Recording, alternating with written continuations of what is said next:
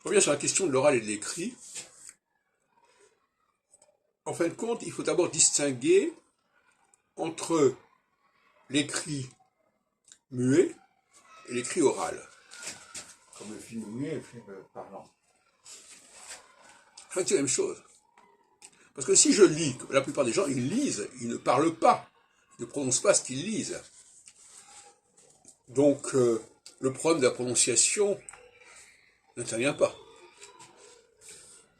Premier chef. En revanche, s'ils se mettent à lire à voix haute ce qui est écrit, là, les problèmes de prononciation se posent de manière évidente. Donc, il faut distinguer les deux choses. Dans l'esprit des gens, c'est presque pareil. Lire, c'est lire à voix haute. Non. 90% des gens, quand ils lisent leur journal, leur livre, ils ne le lisent pas à voix haute. Bon. Donc, le problème ne se pose pas directement. Maintenant, la question qui se pose, c'est est-ce qu'il faut parler des codes de lecture ou des codes de transcription? Si ce sont les codes de lecture, c'est la lecture qui est le gage de l'oralité. Si ce sont les codes de transcription, c'est l'oralité qui détermine l'écrit. C'est pas du tout la même chose.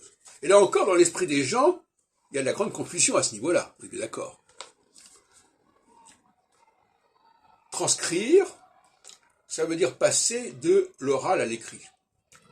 Par exemple, en musique, par exemple, on peut transcrire une musique de l'oral à l'écrit, mais on peut aussi jouer une musique qui va de l'écrit à l'oral.